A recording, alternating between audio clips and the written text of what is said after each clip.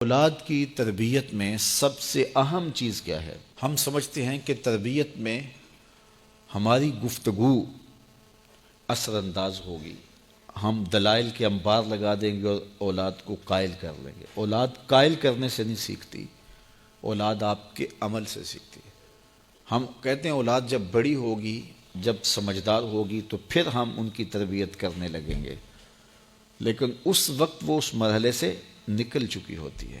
ماں باپ یہ سمجھتے ہیں ابھی تو یہ بولتے بھی نہیں ہیں، ابھی جو ہم کہتے ہیں وہ سمجھتے بھی نہیں ہیں، لیکن جو آپ کر رہے ہو اس کو سیکھتے ضرور ہیں۔ جو نابینا ہوتا ہے اس کی آنکھیں نہیں ہوتی، لیکن دیگر اس کے حواس زیادہ کام کر رہے ہوتے ہیں۔ جب بچہ بول نہیں رہا ہوتا اور بچہ جب سمجھ نہیں رہا ہوتا تمہاری گفتگو کو، تو اس کی کاپی کرنے کی جو حس ہوتی ہے، نقل کرنے کی جو حس ہوتی ہے، وہ بہت زیادہ ہوتی ہے۔ تو وہ وقت ہوتا ہے اولاد کو سکھانے کا۔ اس لیے میرے حضور نے ارشاد فرمایا کہ اپنے گھروں کو قبرستان نہ بناؤ۔ یعنی جس طرح قبرستان میں کبھی نماز نہیں پڑھی جاتی، تو تمہارے گھر کے اندر نماز نہ پڑھی جا رہی ہو تو بچے کہاں سے سیکھیں گے؟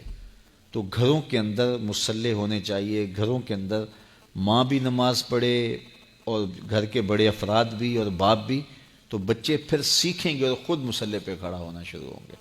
ابتداً وہ یوں ہی مصلی پہ آئیں گے۔ امام غزالی فرماتے ہیں ہر عمل پہلے ریا ہوتا ہے، پھر عادت بنتی ہے، پھر عبادت بنتی ہے۔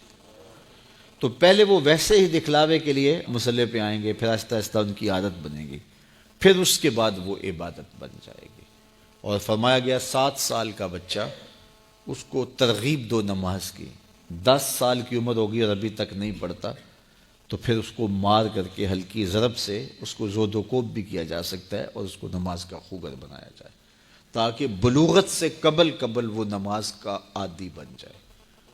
اور آپ کو یہ بتاؤں کہ جو عمل بچے بچپن میں کرتے ہیں بلوغت سے پہلے، مثال کے طور پہ نماز پڑھتے ہیں، ابھی ان پہ نماز فرض نہیں ہوئی، واجب نہیں ہوئی۔ اس طرح چھوٹے بچے روزہ رکھ لیتے ہیں، 8 سال کے، 7 سال کے، 6 سال کے بچے روزہ رکھ رہے ہوتے ہیں۔ پھول جیسے بچے دوپہر کو کملا جاتے ہیں تو مائیں پریشان ہو جاتی ہیں، تو وہ انہیں بعض اوقات خلوت میں لے جا کے کہتی ہیں کہ یہ دودھ پی لو، یہ چیز لے لو، کوئی دیکھ نہیں رہا۔ تو وہ بچے مانتے نہیں کہ نہیں، ہمارا اللہ دیکھ رہا ہے، ہم نے روزہ نبھانا ہے۔ تو وہ شام کے وقت کتنے بے دل سے ہوئے ہوتے ہیں، لیکن اس کے باوجود روزہ نبھا جاتے ہیں۔ اس طرح عمرہ کرتے ہیں بچے، حج کرتے ہیں بچپن کے اندر، اسی طرح جو ہے وہ نمازیں پڑھتے ہیں اور دیگر نیک عمل کرتے ہیں۔ تو وہ ابھی تو نہ ان کے لیے نماز واجب ہوئی، نہ ان کے لیے روزہ واجب ہوا، تو وہ بچے بلکہ شب بیداریاں کرتے ہیں، راتوں کو جاگتے ہیں بچے۔ یہ حفظ القرآن جو بچے کر رہے ہوتے ہیں، تو یہ اتنی زیادہ محنت کر رہے ہوتے ہیں کہ آدھی رات اٹھ کے تو اپنا سبق یاد کر رہے ہوتے ہیں اور سارا دن قرآن مجید پڑھ رہے ہوتے ہیں۔ اس طرح سے نظامی کے بچے جو ابھی نابالغ ہوں، تو جو بچے ابھی بالغ نہیں ہوتے، تو جو عمل کرتے ہیں وہ نمازیں ہیں، روزے ہیں، حج ہے، عمرہ ہے، یا کوئی اور نیک عمل ہے، سارے کا سارا ثواب ماں باپ کے نامہ اعمال میں درج ہوتا ہے۔ اب مجھے بتاؤ، چھوٹا بچہ جب روزہ رکھتا ہے اور کمزوری کے باوجود وہ شام تک روزہ لے جاتا ہے، اور پھر اس وقت جب روزہ افطار کرتا ہے سارے دن کی بھوک اور پیاس کاٹ کے، تو مجھے بتاؤ کہ ان کا رب کتنا خوش ہوتا ہوگا۔ اور چونکہ نہ تو اس کے اندر کوئی تصنع ہے اور نہ کوئی اور بات، ان کا عمل ہی عمل ہے، اس میں خلوص ہی خلوص ہے، تو پھر وہ ماں باپ کے نامہ اعمال کے اندر وہ نیکیاں درج ہوتی ہیں۔